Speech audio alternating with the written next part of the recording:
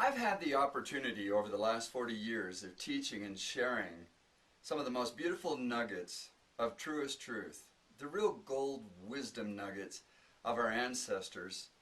And it's been such a beautiful thing to share that with hundreds of thousands of people and on national television, I don't know how many millions. But the thing that is more precious to me are the thousands and the hundreds of being with them face to face and assisting them and their families to overcome so many disease conditions that they were taught by their doctors was an ongoing, never-ending thing. That they would be on, for instance, thyroid medications for the rest of their lives, that they are diabetic, and once you're diabetic you can never heal it, or cancer. So fascinating to me that the Physicians Committee of Responsible Medicine, a good friend of mine, Neil Bernard, announced to the world that diet is the #1 component when it comes to cancers. Another friend, Dr. Mitchell Gaynor, he's over New York Strand Cancer Clinic. He's a hematologist, molecular biologist at Cornell. He tells people, we've seen the future of cancer research, and the future is the study of whole foods. And I've believed that all my life, and I have shared that all my life, and I've seen thousands of people overcome stage 3 and stage 4 cancers on their own, doing it themselves, not me, them.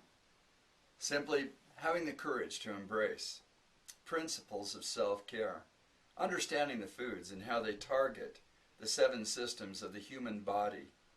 And a lot of people have asked, how did you get into this, Don? And it comes down to this.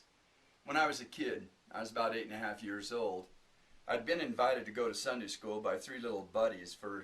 They'd invited me every single Sunday for over 3 years.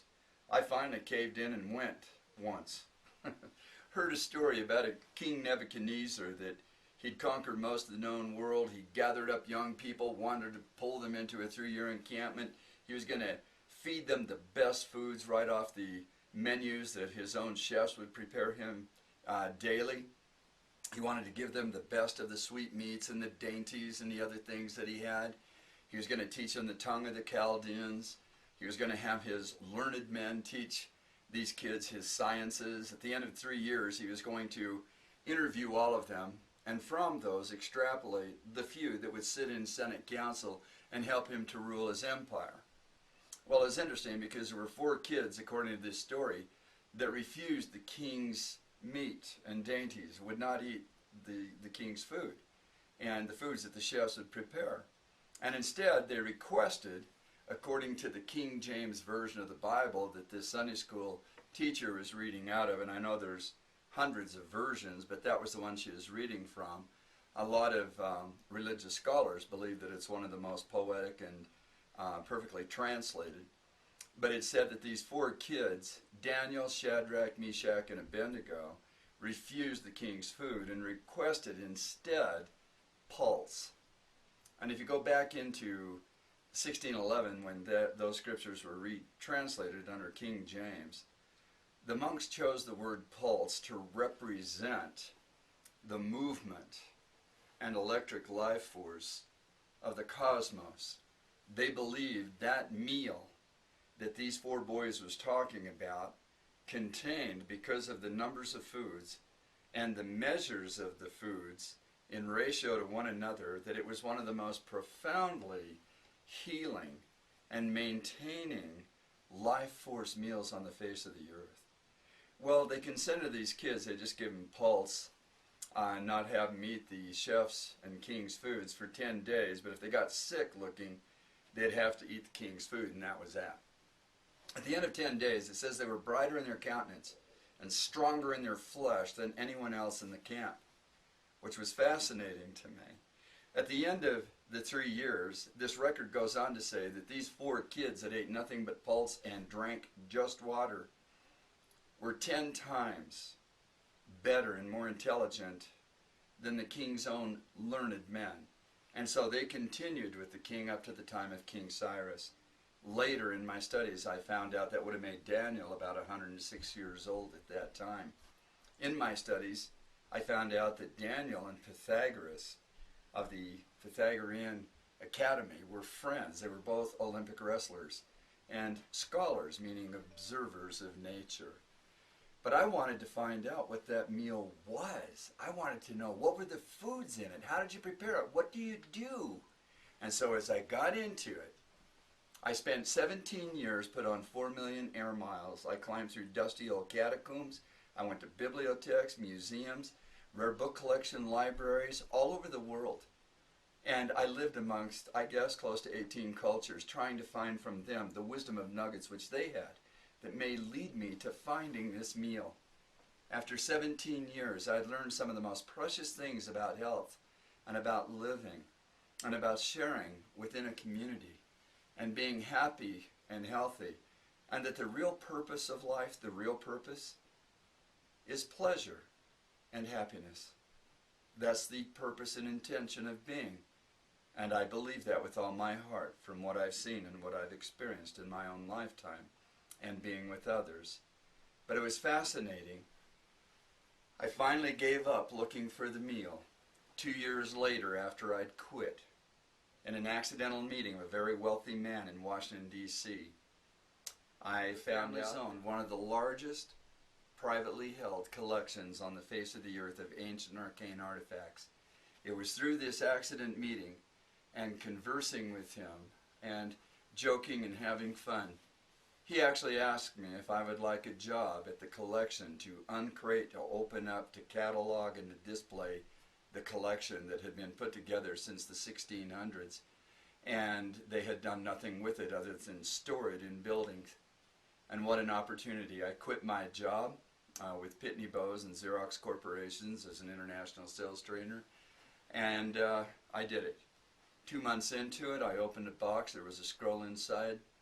There were receipts. The family purchased it from the British Museum, a receipt showing the British Museum had gotten it as a gift from the Church of England. The Church of England actually got that scroll as a gift from the Church of Rome, as a peace offering between those two factions in one period of time. There was a manuscript rolled up that was a translation of the scroll, done by a man by the name of Leadbeater and his team of scholars. I opened it up. I hadn't thought about pulse for 2 years. I'd put that behind me and moved on. As I turned the first page and started to read, the hairs on my arms stood up and up my neck and onto my head. I wasn't quite sure what was going on. As I turned to the second page, I was crying. I realized from the vernacular and the vocabularian that had been used in this translation, I had found what it was I was looking for. It turned out to be 42 pages about that meal, about the mathematical ratios of phi and pi, and the 5 shapes that all of nature forms itself into, and the measures of those foods and why they were chosen, and that meal, when it was put together, represented the complete 5-pointed star of the human body. All of the 7 systems, its health, its maintenance, and the magnification of capacity of the function of the cells and the increased function of what today we would call the neurochemistry of the cognitive process of the brain.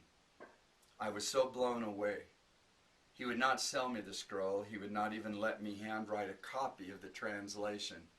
So I asked him if I could memorize it, and he laughed and said, "Sure, why not?" He didn't realize that's what I would do. I memorized those 42 pages and recorded them at home after I'd gotten off work. It talked about the 7 mouths of 7 witnesses that affirmed the efficacies and the inspiration behind that meal. And one of those things was the signum natura in the Latin, meaning signs of nature, that every food has a sign of its nature. That a walnut with its shell looks like the cranial cap of the brain, a left and right hemisphere, upper cerebrums, lower cerebellums, quadrants, just like the brain. That it has wrinkles on the surface of a walnut, just like the neocortex with its convoluted juridic folds. And today they know that walnuts really are brain food. They knew that thousands of years ago. Today they know that tomatoes are good for the heart, and a heart is red and has chambers. Slice a tomato, red and has chambers. Heart food. Strawberries, heart food. And it's so fascinating. Celery looks like a bone, snaps like a bone. Now they know that celery has 21% phytolytic or plant sodium. It's what the bone uses to replace and to heal itself. Celery helps to overcome osteoporosis according to observational studies that have been done, and the results that people have gotten through their own self-care of eating celery 3 or 4 stalks a day or juicing them into a smoothie with other foods. It's fascinating. Kidney beans. It's no accident we call them kidney beans.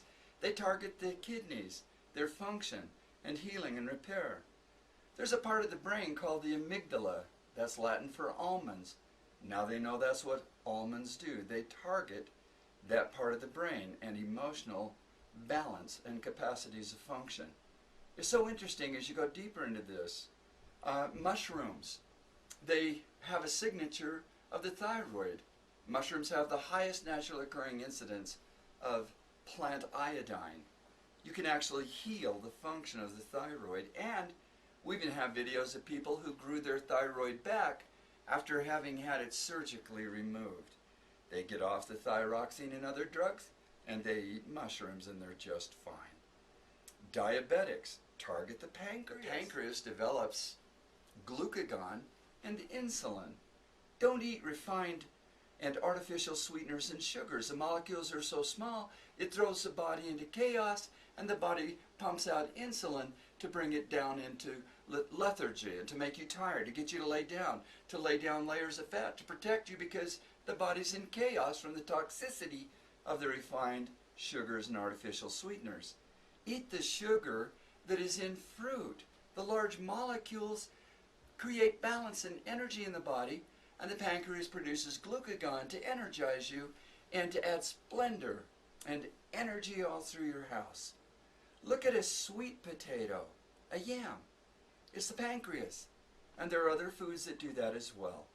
As you go through this e-praxis message, you're going to learn more about whole foods and what it was that was specifically done to assist Jennifer Ritchie in the recovery of her digestive system, the electrical function of the musculoskeletal system, and the brain, and that brain stem to get it to regrow and reconnect. There are foods that target stored fat cells and activate other cells to act like stem cells in healing and growth and repair. Welcome to e-praxis and the knowledge that is so precious that for the most part has been lost, but individuals is bringing back through gaining the results of embracing these things and getting to the healing that they so deserve and so want.